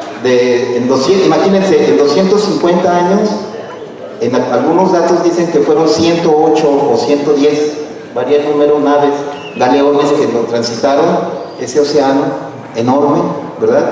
Y que nada más se registran 4 ataques. Quizá el que ustedes conozcan más o relacionen más es por el de la Cruz del Astillero, ¿verdad? Que ya saben que llegó ahí Cavendish y que quemó y que luego la Cruz era milagrosa, etcétera, etcétera. Pero ahí hasta el siglo XVIII hay otros 3 ataques de ingleses. Entonces, digamos que los piratas se iban más para el otro lado, ¿no? Para el otro océano. No para el océano, para el Caribe, por ejemplo. Pero para este lado el galeón se salvó. Yo nomás ocupo un náufrago. Tú ocupas un muerto que se vaya y encuentre su pueblo y que se vuelva ermitaño, ¿verdad? Tiene la ventaja del mundo que como estudió letras es bien mentiroso. Y lo que diga se le tiene que creer porque es ficción, ¿no? Y hay una discusión amistosa a veces. Por cierto, fuimos compañeros en la facultad, si se fijan nos vemos igual de viejitos, ¿verdad? Él un poco más que yo, pero somos de la misma edad. Entonces discutíamos mucho porque él dice también que los historiadores somos muy mentirosos. Dice, ustedes encuentran un documento, lo interpretan y creen que ya esa es la verdad. ¿Y quién te dijo que el que lo escribió no estaba diciendo mentiras? Dice, o una estela maya, por ejemplo, que encuentran una estela maya, que describen una historia, pero era la historia oficial, ¿no? Que se mandó a escribir también en esa época. Es como si tú leyeras ahorita un boletín del gobierno federal, pues te va a decir que el pueblo vive feliz, feliz, feliz, por ejemplo, ¿no? Y dentro de 100 años alguien se encuentra ese documento y dice, miren, los mexicanos del siglo XXI vivían felices, felices, felices. Entonces también depende mucho, ¿verdad?, qué fuente consultes. No necesariamente lo que está en los archivos es verdad. Entonces finalmente, eso es lo padre de conocer, de aprender, nunca dejas de aprender. A los que nos gusta leer, yo los invito, ustedes están en esta edad, ¿verdad? Sé que son digitales, entonces entren al internet, ¿verdad? Aprovechenlo, yo les recomiendo en YouTube. Queremos nosotros, como son temas tan amplios, que creamos una red temática de estudios transdisciplinarios, por eso hay compañeros de Guerrero, de Vallarta, de Colima, de otros lugares que están viniendo. Hay otras redes internacionales muy fuertes. En Europa hay redes que se dedican a estudiar todo este tema del galeón. Yo le preguntaba hace rato al doctor Tomás Calvo, que por acá nos acompaña y que es un experto y que tiene una obra muy considerable, si todavía habría temas nuevos por estudiar relacionados a esta ruta del galeón, y me decía que sí. Dice, sí, todavía hay varios temas que hay que estudiar, ¿no?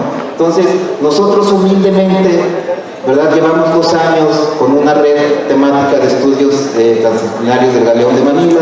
Hace 1 año, aquí mis compañeros de Guerrero fueron los que nos recibieron de varias universidades del país, y hicimos el primer foro. Entonces dijimos, bueno, vamos haciendo cada año un foro, vamos viendo cómo crece eso. Y fue un alumno, por cierto, un alumno de repente dijo, oigan, y si el próximo año, ¿por qué no hacen el foro en Barra de Navidad? Si dicen que de ahí salió la expedición, pues ¿por qué no lo hacen de ahí, en Jalisco, en Barra de Navidad? Por eso estamos aquí, ¿verdad? Y qué bueno, hay que ver el tercer foro, esperemos ver dónde se hace, ¿no? Entonces, bueno, aquí otra vez, o en Melá. La misma bahía, no inventes. Yo sí conozco aquí, uno todavía no. Bueno, miren, hay algunos datos curiosos. Por ejemplo, en Villa Purificación, está aquí cerca, ¿verdad? Hay una plaza y el jardín principal se llama México Filipinas. De hecho, ayer hubo un evento ahí tratando de rememorar hechos históricos y que tienen que ver con... Porque la gente que construyó los barcos que aquí se hacían eran de la región. De Autlán, de Villa Purificación, de La Huerta, de Cauquitlán, etc. Y al principio algunas de las maderas que se usaban también eran de la región, entonces sí hay vínculos. Administrativamente también hubo un momento que el puerto aquí de Barra de Navidad del Astillero también dependía de Autlán. Y con el tiempo van cambiando, ¿verdad?, las delimitaciones. Entonces, para terminar, ¿qué queremos hacer? Pues que aprovechemos esa historia, ¿verdad?, ese patrimonio, porque también son fuentes de empleo para ustedes posteriormente. Por ejemplo, los arqueólogos tienen problemas para conseguir y obtener recursos. La arqueología es una ciencia, una disciplina del conocimiento muy importante, pero casi no genera recursos. Hay zonas arqueológicas que cobran, etc. El turismo tiene esa ventaja. El turismo bien manejado, sustentable, cuidando el medio ambiente, las culturas de las personas, genera más ingresos. Entonces debe de haber una buena asociación, ¿verdad?, entre la cuestión turística y la cuestión cultural, que es lo que queremos. Y también que se aproveche toda esta historia de piratas, de galeones, etcétera, para crear nuevas fuentes de empleo. Y otra cosa muy importante también, sirve de identidad, ¿verdad? Pues es un elemento identitario, o sea, les da a ustedes una característica particular. Por eso para mí me siento muy satisfecho de poder charlar con ustedes. Insisto, una disculpa a mis compañeros investigadores, porque pues todo esto que les estoy diciendo, ellos saben muchísimo más que yo de esto, pero yo quería dirigirme a ustedes, ¿verdad?, para que lo vean así. Tienen un patrimonio, pero un patrimonio, si no lo conoces, no lo valoras. Si no lo valoras, pues no lo cuidas. Y la diferencia entre un atractivo turístico y un recurso turístico es de que uno, ¿verdad? Por ejemplo, el recurso turístico ahí está y se llama Galeón de Manila o se llama Puerto de Vara de Navidad. El atractivo hay que hacerlo atractivo para que la gente conozca la historia y la visite y haya un plan de manejo y haya toda una programación de la actividad turística. Esa es una diferencia. Entonces, ustedes tienen aquí, digamos, ¿verdad?, esta riqueza. Ahora lo que falta es trabajarla. Yo hasta aquí concluyo y les agradezco mucho. Ya no hay tiempo para preguntas. Buenas tardes.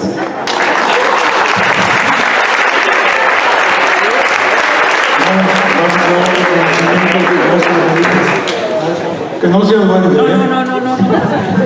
Miren, nada más, qué bueno que ya se fueron algunos, pero para ustedes, los que no saben qué estudiar, hace ratito decía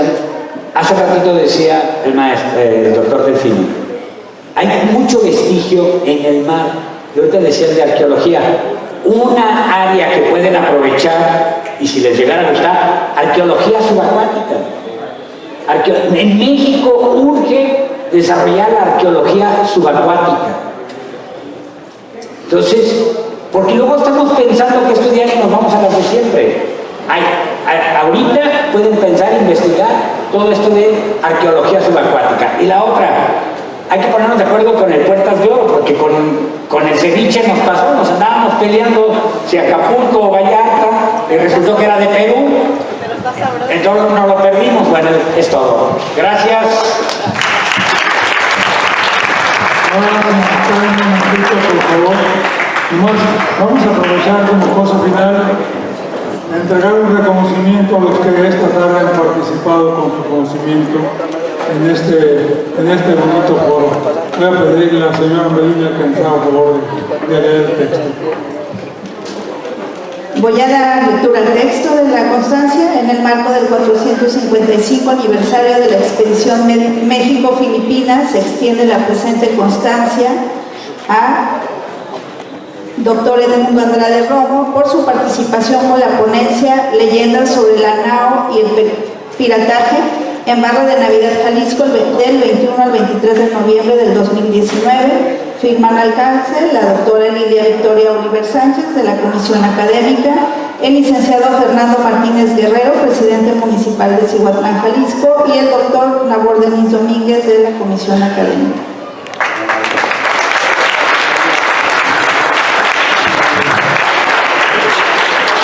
Con el mismo texto le tenemos esta constancia al doctor Delfino Daniel Ortiz Guzmán por su expresión en la población negra y su impacto en el contexto socioeconómico de la Puerta Chica de Guerrero en Barra de Navidad con la fecha de hoy.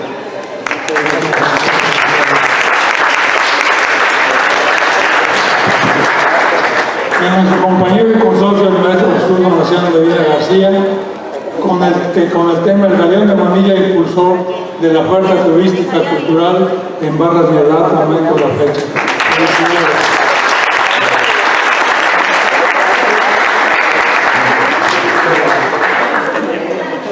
Bueno, pues con esto terminamos la jornada de hoy. Los invitamos a la jornada de mañana. Mañana empezamos a las 10 de la mañana en la Casa de la Cultura de Cihuatlán. La Casa Cihuatlán, la Cultura de Cihuatlán. Otro aviso más. Ahorita, acá en el Malecón, va a haber eventos culturales. Les recomiendo, ahorita alcanzan a llegar perfectamente, viene un ballet de Filipinas. Son más de 25 integrantes, son bailes diferentes, vestuarios diferentes. ¿Sale? Vayan, va a haber mariachi también.